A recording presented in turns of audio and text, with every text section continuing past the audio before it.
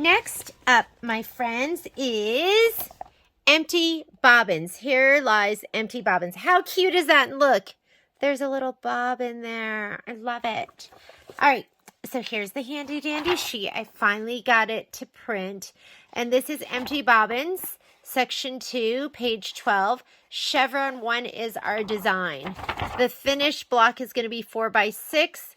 We need 5x7 in batting, and we can use a 5x7 hoop. Isn't that so organized, ladies? I will send that to you. So I'm going to go here to my Quilting Designs. And my list again says Chevron 1.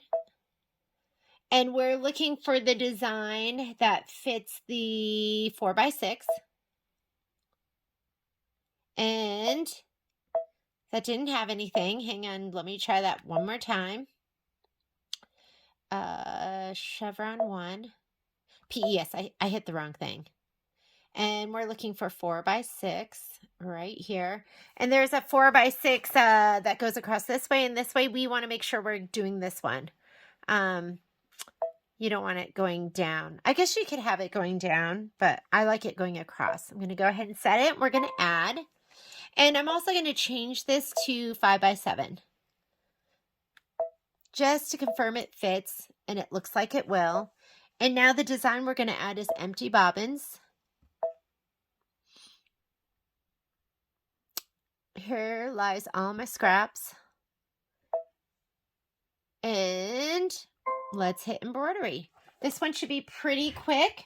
First thing we're going to do is a placement stitch. I have gray in there right now, so I'm just going to leave it. And let's go ahead and hit start.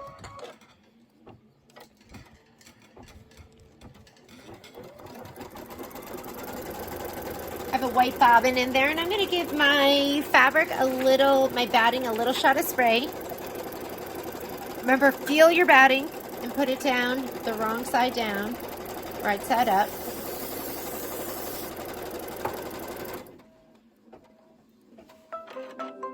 I'm using muslin as my stabilizer, and I just cut a strip that's width of fabric by 12, which fits perfectly into the hoop, and I can use those for my 6x10s to the opposite direction. We're going to tack it down, and then we'll do a placement stitch for our background fabric. And I was telling you, I usually skip it, but I don't want to confuse you ladies. But if you wanted, you could just fast forward as long as you center your fabric over this.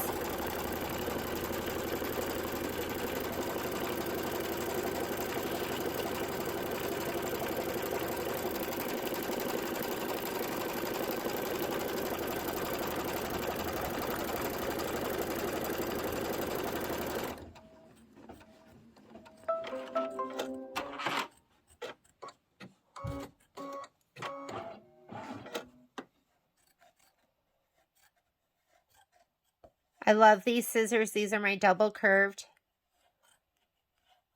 The first curve lets you get over the edge of the hoop, and the second curve kind of protects your fabric, so you don't have to worry about cutting into your fabric.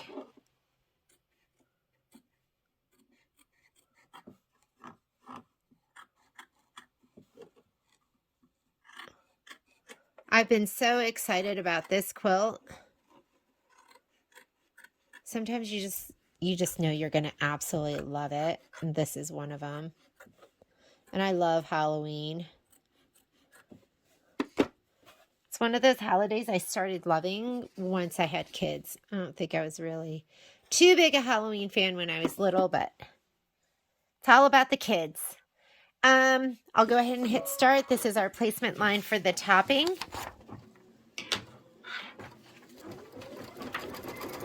So here's my top fabric. I'm just going to fold it in quarters, and then we'll put a little spray on the back.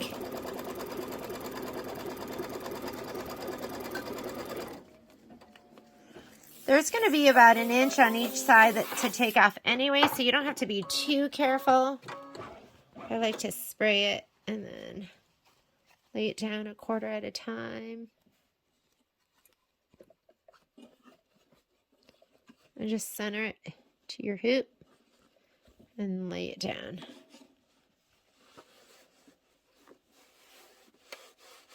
Doesn't that look great? Okay, and we're going to do a tack down. And now we are ready to do our quilting. And I'm just going to go ahead and put in some white thread. You can do whatever color you want.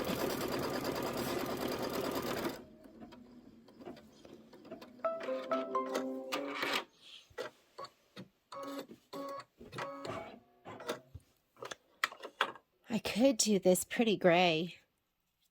Why don't I just... I can't decide. Okay, I'm just going to go with the white. And it's just going to do little chevron print.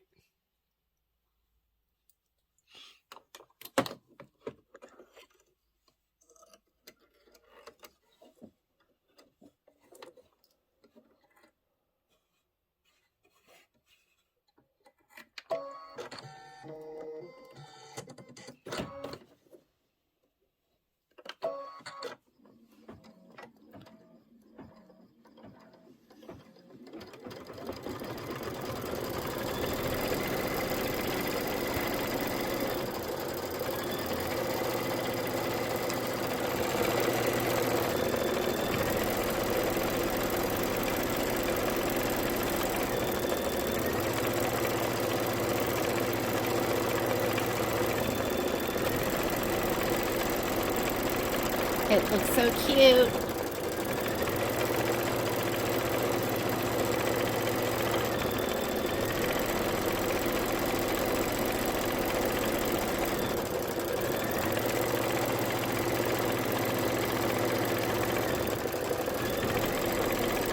The next step after this is going to be the stitch the headstone placement line.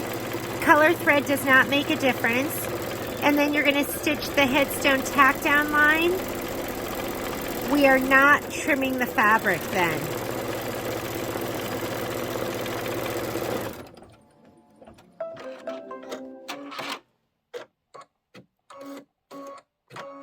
So I'm just going to hit start, let it do the placement line for the headstone. And we have this nice gray fabric for the headstone.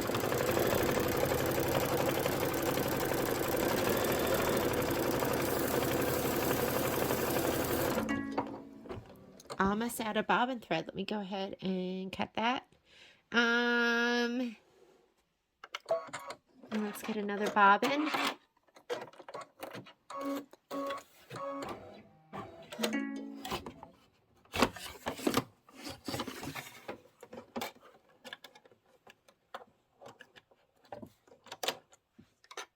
I do like to use my bobbins up. It always feels so good whenever I finish a bobbin or a spool of thread or any of that. I'm not even going to go back 10 stitches just because this is a placement stitch. It's hard to see on this busy background, but my headstone fabric is ready to go. I think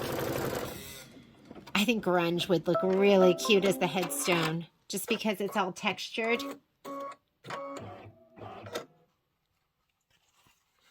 But we'll just use this. I just couldn't do it.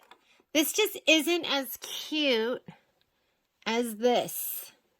It just looks like more like a tombstone. So let me see if I can see the placement line. I think it goes right there. I'm just going to lay this down. Looks so good. Have to cut some more of that. And tack down doesn't make a difference either, so I'm just going to leave that white in.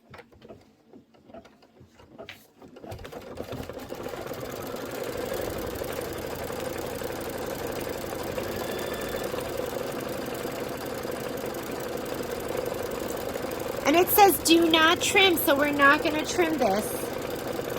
We're going to stitch the inscription first, which is supposed to be in black thread. I am going to put a black bobbin in. Doesn't that look so good, ladies? If you need grunge, we've got it in the store.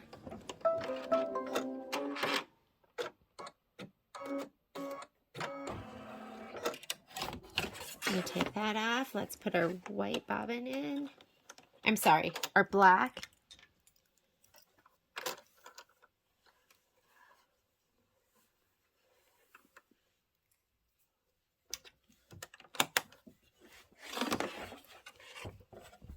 And I'm not sure why it doesn't want you to trim yet, but it doesn't. So we'll just follow instructions. Go ahead and change your upper thread to black.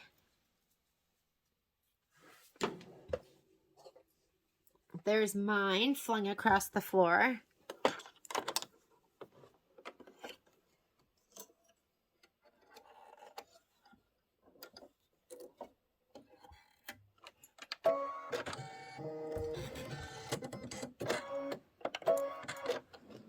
And this should be 5 minutes of stitching. Just let it go. After you do this, then it wants you to trim the fabric close to the stitch line.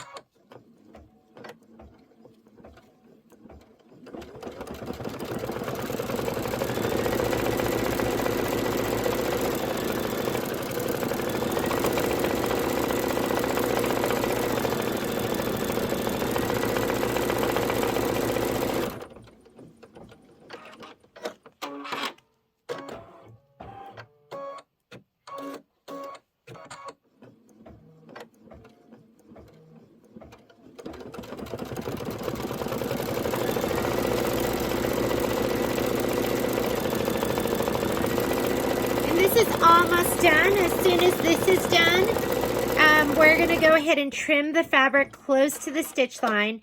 And then we're going to stitch the headstone detail in satin outline. And we're going to do that just in a just regular gray.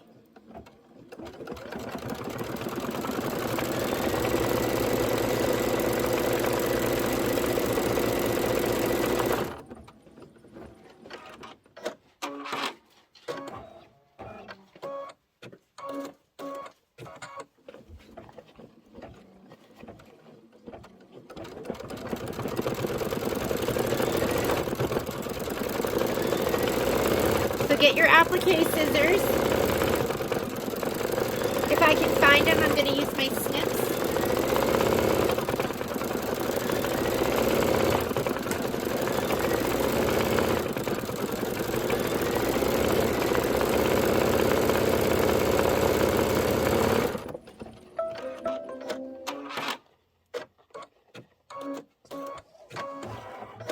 Alrighty. That is pretty stinking cute. So let's go ahead and grab this. I'm going to pull it out, but not all the way. And let me go ahead and trim this.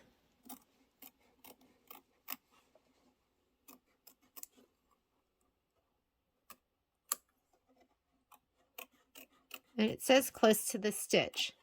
So I'm going for it. When it says close to the stitch, you want to get close to the stitch. Otherwise, when it comes time to do that satin stitch, you have like little threads hanging out,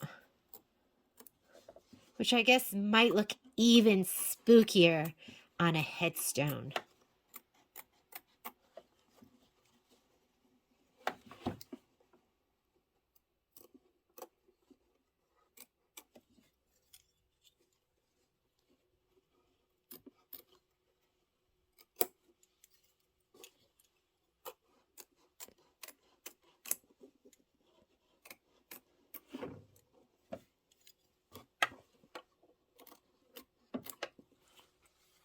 That looks amazing. Okay, gonna slide that on. Let me put some gray thread in.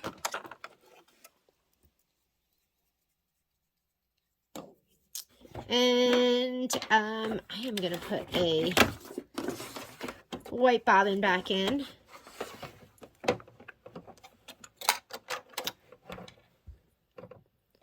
Better put one that's a little more full.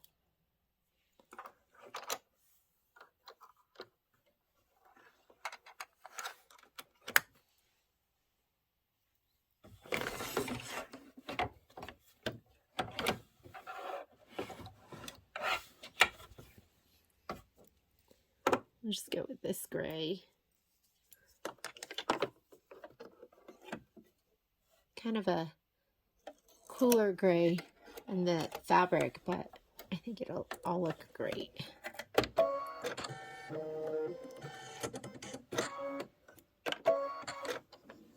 Whoop, there we go. And just go ahead and stitch this out and we'll be done with this one.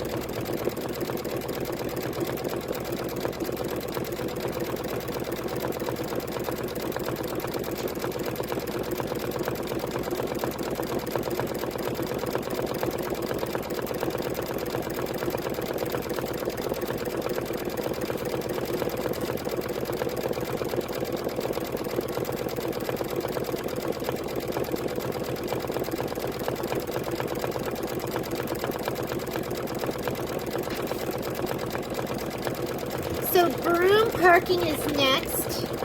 And on the sheet here, where is it? It's on page 17. We're going to use wavy 3. We're going to look for the 4x6 design. You need a piece of stabilizer that is 5x7. This is your background piece right here, and this is your applique piece. So get that ready, and that's going to be next.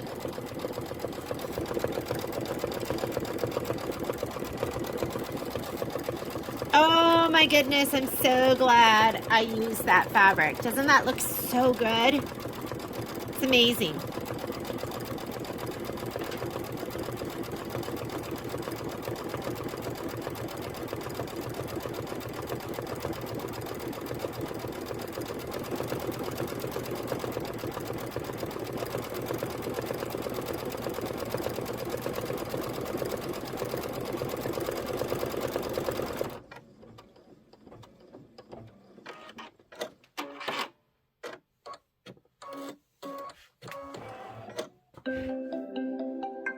All right, let's go ahead and take this out. We'll pop it out of the hoop and then we'll finish it up over at the cutting station. I absolutely love it. I'm going to go ahead and give it a little bit of a press first. So let me move my cutting mat. I'm heating up my iron and I'm going to give this a little shot of spray to the back. It just always makes it lay more flat if you do this. And then let's go ahead and press it.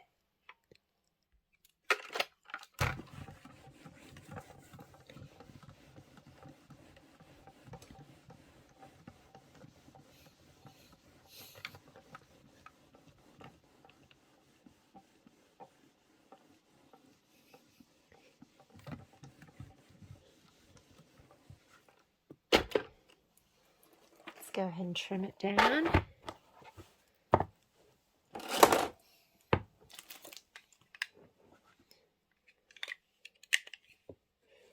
And I am using the 4.5 by 6.5. I think that looks pretty good.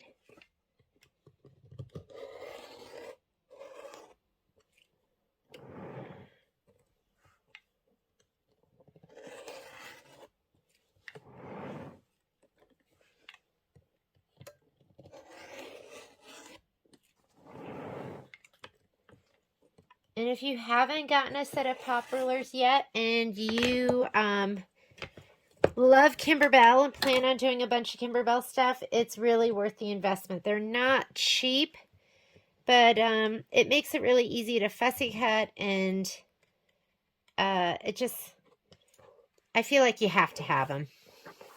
And the holidays are coming up, guys, so put them on your Christmas list. Here lies empty bobbins. I love it. It's so cute. All right, that is leaves us with our pinwheels and one more embroidered block.